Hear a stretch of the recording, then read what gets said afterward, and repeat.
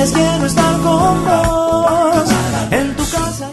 Bueno, el maltrato es una situación social que es mucho más frecuente de lo que uno piensa, porque es una situación que se tiende a minimizar y a ocultar.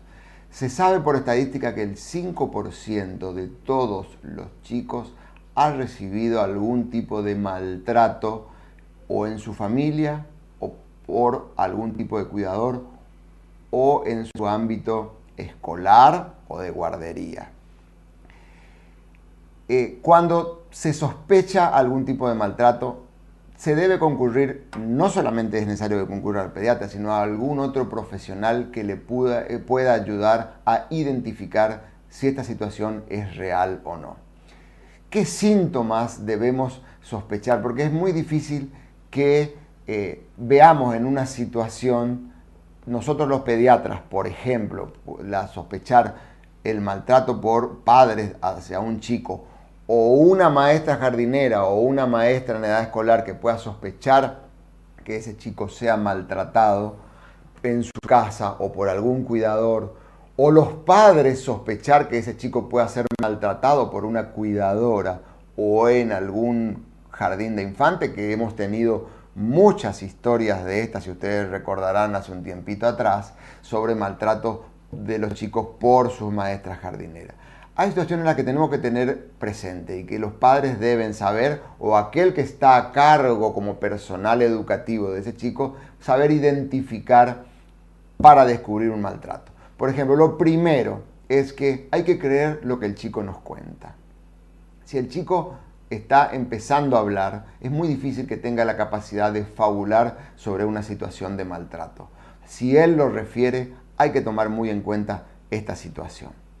Segundo, ver las conductas que tiene ese chico. Si empieza a tener alteración en su conducta, empieza a recluirse, empieza a mostrar miedo, empieza a tener encopresis, que es hacerse caca encima, o empieza a tener una enuresis secundaria, cuando ya eso significa que ya había controlado el esfínter y empieza a orinarse encima otra vez o a la noche, eso puede estar mostrando algún tipo de trastorno de conducta.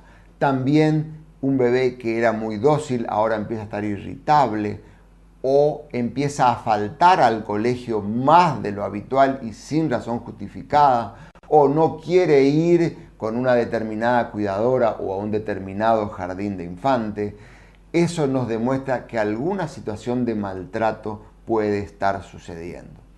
El personal escolar o el personal de la salud es responsable de captar precozmente estas situaciones para poder hacer la denuncia que corresponda. El maltrato infantil, sobre todo si es en el hogar, tiene una base social muy importante que va a dejar repercusiones en ese chico para su futuro.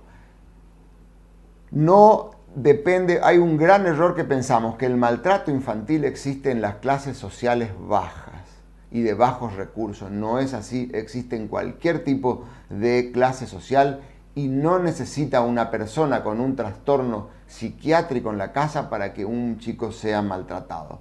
El maltrato puede ser físico o puede ser emocional, y este maltrato físico puede ser tanto activo, que es por castigo, o por omisión, cuando se le deja de brindar aquellas cosas que son fundamentales para el crecimiento, el desarrollo. Por ejemplo, ofrecerle alimentación, ofrecerle abrigo, ofrecerle un buen vestir. Tenemos que estar atentos de todas estas situaciones para poder evitar las secuelas que puede dejar el maltrato infantil. Todo chico maltratado seguramente es maltratado por un individuo que también sufrió las mismas situaciones cuando era chico. Y este chico, si no cortamos y no prevenimos esta situación, seguramente en su crecimiento va a ser un niño maltratador con las mismas situaciones. Todos los días quiero estar con vos en tu casa.